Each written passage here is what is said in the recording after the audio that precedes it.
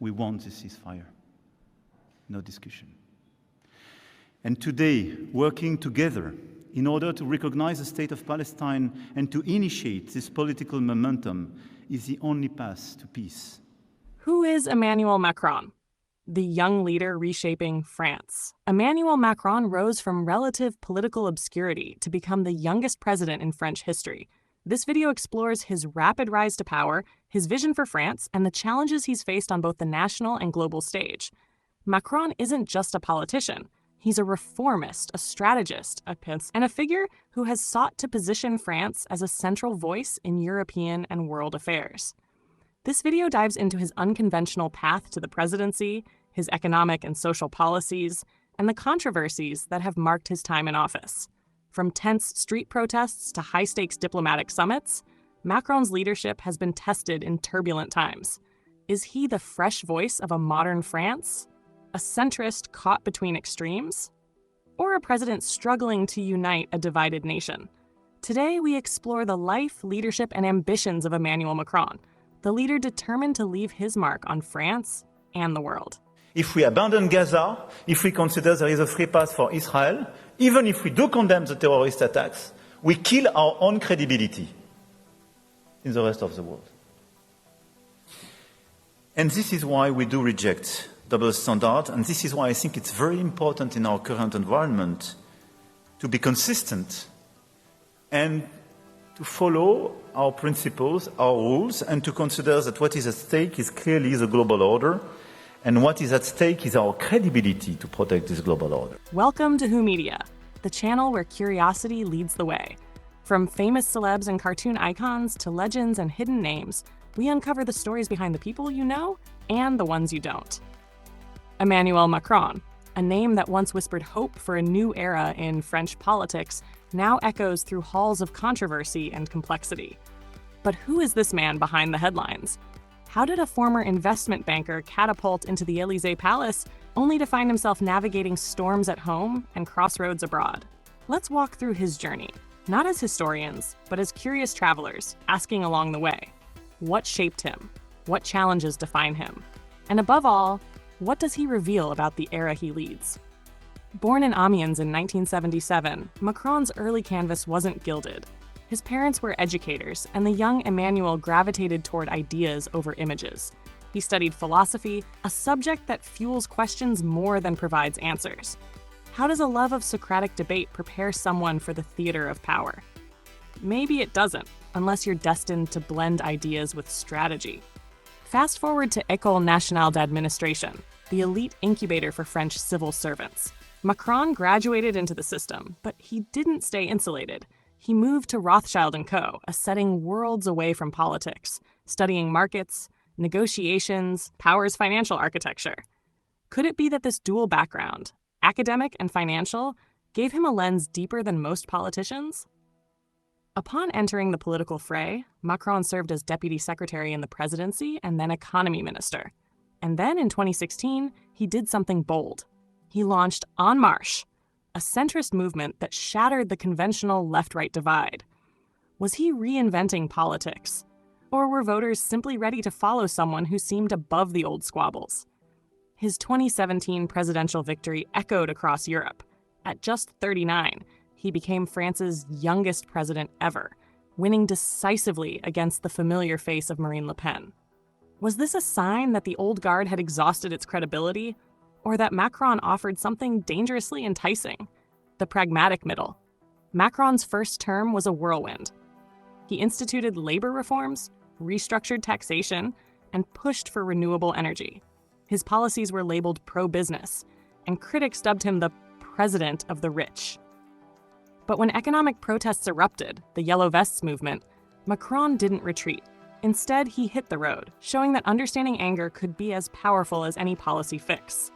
In that moment, did he reveal his true political ethos? Or was it a crisis mode pivot borrowed from populists he claimed to oppose? Then came re-election in 2022. Against Le Pen again, Macron secured a second term, the first such re-election since Chirac in 2002. Yet this victory came with less popular support and more political fragmentation. His coalition lost its parliamentary majority, ushering in the first minority government since 1993. France was remembering what its founding fathers strongly warned. Even a president must navigate a parliament. Would his presidency remain a top-down project, or was he beginning to face that Republican reality? His second term began with Proposition 49.3, a constitutional tool allowing passage of laws without parliamentary vote. He invoked it to push through pension reforms, raising retirement age from 62 to 64. The move triggered riots, strikes, and public fury. Was this pragmatism under pressure, or a dangerous reliance on executive shortcuts? By mid-2024, political fragmentation climaxed in a crisis. Macron dissolved the National Assembly following electoral setbacks, hoping to regroup through fresh elections. Instead, the result was another hung parliament.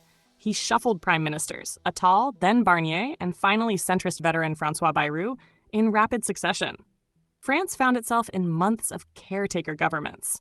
Was this collapsing political control, or a sign of a system no longer working for its citizens?